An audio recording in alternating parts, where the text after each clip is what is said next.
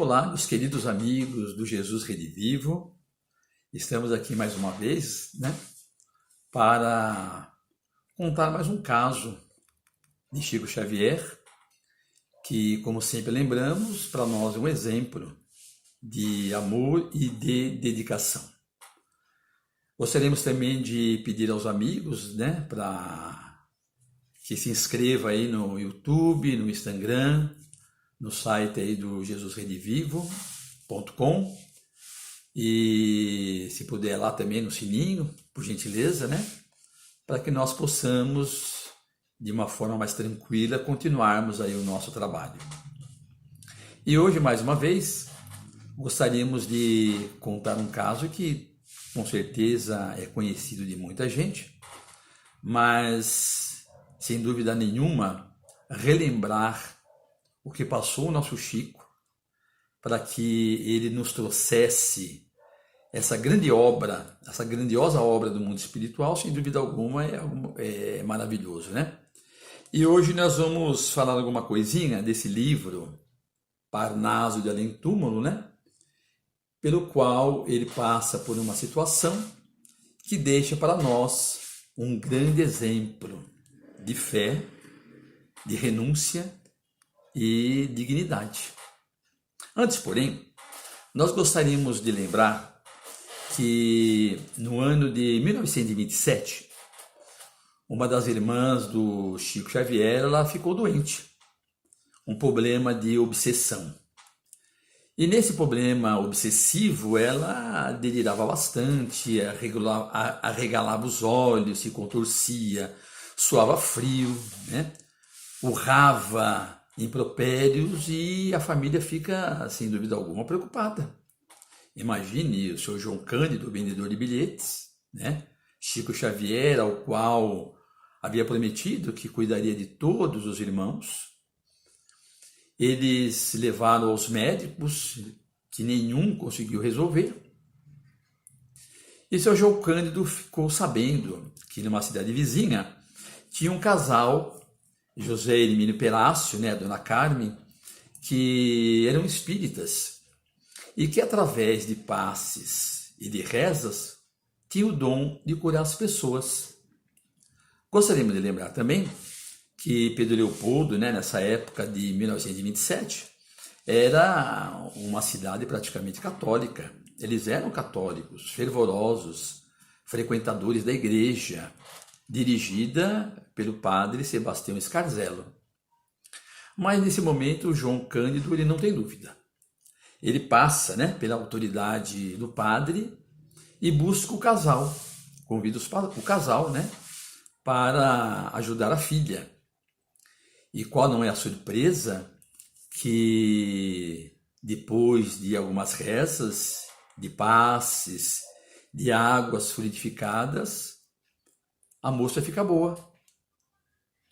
Ela se recupera, Chico Xavier fica felicíssimo, E o casal dá de presente a Chico Xavier, olha o plano espiritual agindo, dois grandiosos livros que nós conhecemos, que é o Evangelho segundo o Espiritismo e o Livro dos Espíritos.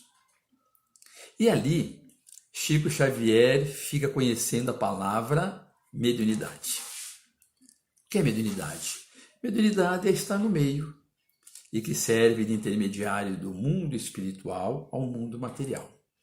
E muitos daqueles que nos antecederam além túmulo, muitos que desencarnaram, como nós sabemos, não se encontrando ainda, muitas vezes se aproxima deste ou daquele para gerar uma certa perturbação, um certo incômodo, uma certa obsessão, que muitas pessoas frequentando uma casa espírita, gente, ou também um templo espiritual, uma igreja, que os padres, os pastores, os dirigentes da casa espírita, em oração com o Evangelho de Jesus, conseguem afastá-los, conseguem inclusive ajudá-los e favorecê-los para que eles se encontrem e retornem ao mundo espiritual, onde serão ajudados, amparados, através de hospitais aos quais nós já ouvimos muito falar. Pois bem, Naquela mesma semana, Chico Xavier vai até a igreja e se despede do padre Sebastião Scarzelo, ao qual ele tem um grande carinho, um grande respeito pelaquela pessoa. Veja, ele não vira as costas. Ai, não vou mais. Não. Até aquele momento, o padre tinha servido a família. Até aquele momento, eles recebiam os préstimos da igreja através do padre. E ele é muito reconhecido. Ele vai até ele e fala: senhor Scarzelo, eu agora me tornei espírita e eu gostaria de deixá-lo com a tua bênção. E o padre, gente, essa pessoa boníssima, iluminada, o abençoa. Ele diz assim: Chico, seja feliz, meu filho. Rogarei à Mãe Santíssima para que te abençoe e proteja. A partir daquele momento, nunca mais se viram. E Chico sempre, inúmeras vezes, quando vem lembrar dessa situação, lembra do padre Sebastião Scarzelo com muito amor, com muito carinho e com muito respeito. Pois bem, no ano de 1932, chegou às livrarias essa grandiosa obra, Parnaso de Além-Túmulo, uma coletânea de poemas de 59, com muitos poetas portugueses e brasileiros. 14 defuntos ilustres trazem poemas maravilhosos, de profunda significação. Esta obra, publicada pela Federação Espírita Brasileira, rapidamente ela se torna assim alguma coisa inusitada. Muitos escritores, tanto espíritas quanto não espíritas, se interessam, né, em saber quem é o autor dessa obra, que gerou praticamente assim uma curiosidade imensa. Quem seria a pessoa que teria a ousadia, né, de colocar num livro poemas e embaixo colocar os nomes maravilhosos, né? Como de Amaral Ornelas, Antero de Quintal, Augusto dos Anjos, Alta de Souza, Casimiro Cunha, Castro Alves, Cruz e Souza, Guerra Junqueiro, João de Deus, Olavo Bilac, Pedro de Alcântara e outros. Então é alguma coisa assim que rapidamente criou uma grande curiosidade. Pois bem, tem também um escritor, Zeferino Brasil, integrante da Academia Rio Grandense de Letras, afirmou o seguinte: ou os poemas de fato são dos autores citados, percebe? Ou os poemas de fato são dos autores citados, quer dizer, mediunidade, né?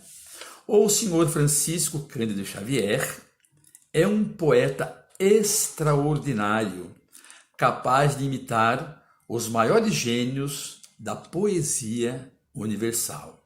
E caberia a ele ocupar uma cadeira, né, na Academia Brasileira de Letras. Mas, ao ser convidado, ele diz assim: não, porque não são meus esses poemas. Eu não tive esforço nenhum para colocar no papel esses escritos. Eu simplesmente me concentro. Os espíritos, as entidades, os poetas, os escritores de além-túmulo tomam de meu braço e eu transcrevo para o papel aquilo que eles querem. Então, eu de mim mesmo nada fiz. Pois bem, em janeiro do ano de 1933, lembre que agora, né, Chico Xavier, gente, tem 23 anos, porque ele nasceu em 1910. E nesse janeiro de 1933, ele vai completar ainda, né, 23 anos, porque ele é do dia 2 de abril, então tem 22 anos, por exemplo, né? O poeta e escritor José Álvaro Santos desembarca em Pedro Leopoldo. Esse escritor, José Álvaro Santos, ele é de Belo Horizonte. E ele chega até Pedro Leopoldo para conhecer esse escritor, esse novo escritor, que é Chico Xavier, esse matuto dessa cidade simples, humilde.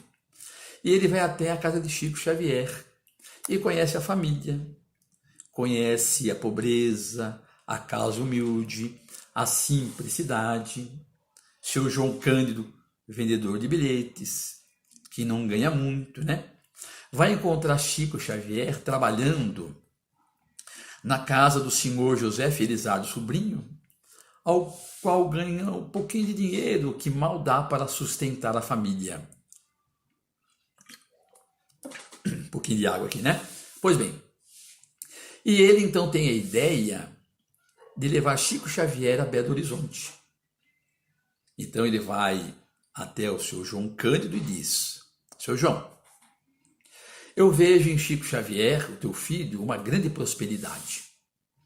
Gostaria de levá-lo ele com a sua autorização, né? 22 anos, para Belo Horizonte, porque eu darei a ele um emprego muito bom, ao qual terá um bom salário e um bom estudo. Seu João Cândido, então, dá pulos de alegria. Com certeza agora, né, a nossa vida vai melhorar. A vida vai melhorar, vai ficar boa. Porque até então nós tínhamos problema com o Chico, envolvendo aí com essa questão de espiritismo, de receber mensagens, de trabalhar no Centro Espírita Luiz Gonzaga, que benefício nenhum trazia para nós. Mas agora eu estou feliz, porque agora sim o meu filho será uma pessoa de posses e com certeza, né, nós também teremos assim uma situação muito melhor. Chico Xavier então fala com Emmanuel diz que não seria bom, mas não poderia contrariar, né, a decisão do pai e permite, né, que ele siga o senhor José Álvaro Santos. Seu João Cândido consegue então, junto ao senhor José Felizardo Sobrinho, o dono do armazém, uma licença de 3 meses, e Chico Xavier vai para Belo Horizonte, ficando na casa do senhor José Álvaro Santos durante 3 meses.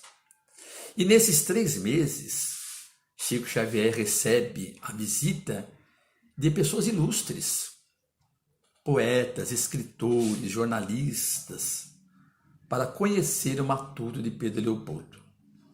Pessoas inteligentíssimas, da alta cultura, que conversam com Chico determinadas coisas que ele não consegue responder.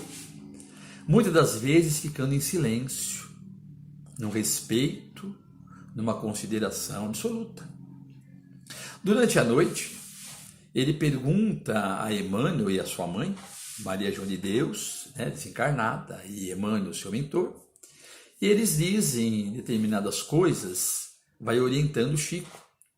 Mas uma das coisas principais é o respeito para com o semelhante. Os dias vão se passando, vão se sucedendo, outras pessoas vêm conhecendo Chico, né, sem interesse algum. E ao terminar 3 meses, então, sem um emprego, sem um salário, sem estudo, Chico, então, arruma sua mala, uma mala simples, das suas únicas roupas, se despede de José Álvaro dos Santos e vai, né, para a estação ferroviária pegar o trem de volta para Pedro Leopoldo. Ele compra o bilhete e fica lá triste, né, aguardando o trem chegar e lembrando da família que naqueles 3 meses, diante das dificuldades, porque não estava trabalhando, não estava ajudando em casa, como eles estavam passando. Ali sentado, então, chegam 2 pessoas muito bem vestidas, de terno e gravata, com passas na mão, né? 2 pessoas indicadas pelo seu ex-anfitrião, José Álvaro, e sorridentes e contentes diz: Chico, não vai embora. Fique tranquilo, né? A promessa do seu José Álvaro foi cumprida. O senhor já está empregado, já arrumamos um bom emprego para o senhor, um bom salário, um bom lugar para o senhor estudar. A sua família não está abandonada. Chico Xavier lembrou, né, da luta do pai com a venda de bilhetes, da pobreza dos irmãos, que ele poderia, com certeza, com os recursos, com dinheiro, ajudá-los todos.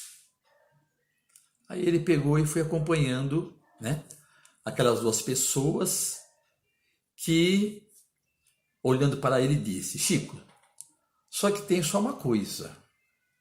E Chico Xavier perguntou: e o que é? Olha, nós já preparamos 2 lugares para você palestrar. Eu palestrar? Mas para quê? Então, nesses 2 lugares, nós convidamos inúmeras pessoas. E nesses 2 lugares, você tem que dizer que Panácio de Além Túmulo, esse livro é de sua autoria e não dos espíritos, Chico. Chico, os espíritos não existem. Eles não têm esse poder de comunicar com as pessoas. Você imita. Olha que maravilha, Chico. Você consegue imitar os chamados mortos. E nós estamos interessados, né, nesses livros que com certeza outros virão.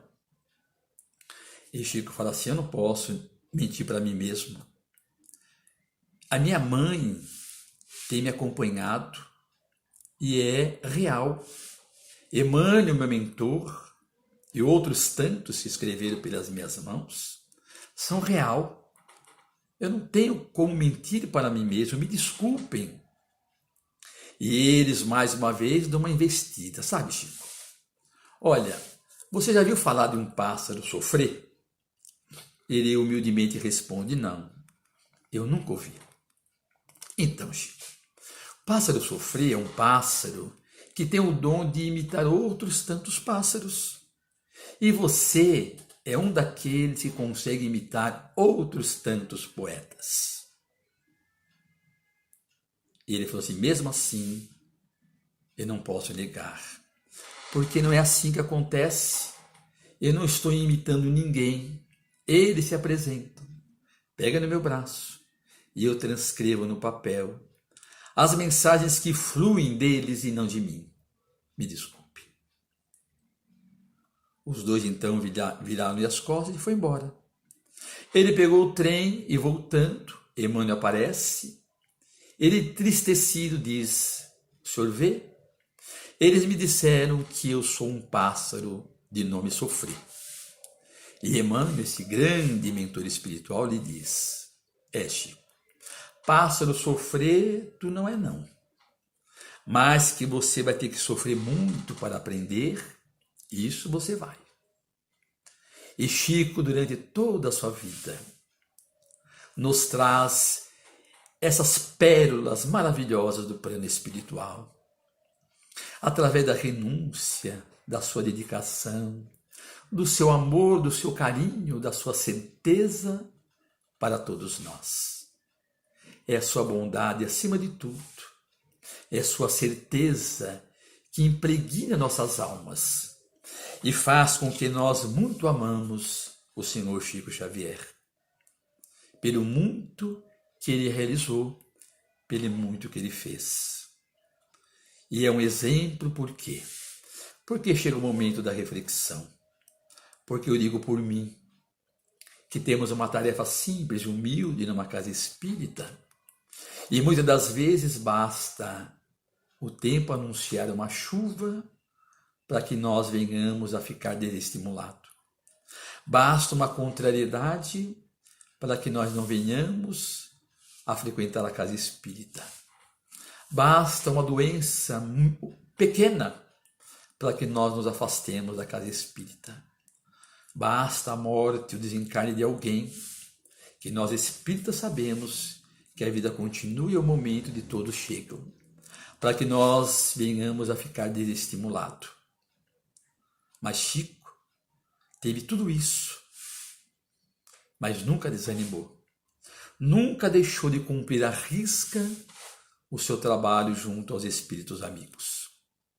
Meus amigos, para terminar, eu gostaria de ler aqui uma pequena mensagem, que eu não sei o autor, mas é uma mensagem simples que eu amo de paixão e gostaria que todos vocês tomassem conhecimento e ficasse gravado em seus corações. A mensagem é: Senhor, pergunta-me. Senhor, se um dia eu estiver sufocado, preso, cheio da vida, com vontade de sumir e morrer, insatisfeito comigo mesmo e com o mundo em torno de mim, pergunta-me se eu quero trocar a luz pelas trevas. Pergunta-me se eu quero trocar a mesa posta pelos restos que tantos vêm buscar no lixo. Pergunta-me se eu quero trocar meus pés por uma cadeira de rodas. Pergunta-me se eu quero trocar a minha voz pelos gestos. Pergunta-me se eu quero trocar o mundo dos sons pelo silêncio dos que nada ouvem. Pergunta-me se eu quero trocar o jornal que eu leio e depois jogo no lixo pela miséria dos que vão buscá-lo para fazer dele seu cobertor. Pergunta-me se eu quero trocar minha saúde pelas enfermidades de tanta gente. Pergunta-me até quando não reconhecerei as tuas bênçãos, a fim de fazer da minha vida um hino de louvor e gratidão e dizer todos os dias, do fundo do meu coração: obrigado, Senhor, por mais um dia. Obrigado a vocês pela paciência, pelo carinho de sempre, e se puderem, façam aí a sua inscrição no Instagram, no Facebook, no YouTube, e desde já o meu agradecimento, e fiquem todos na paz de Deus. Obrigado.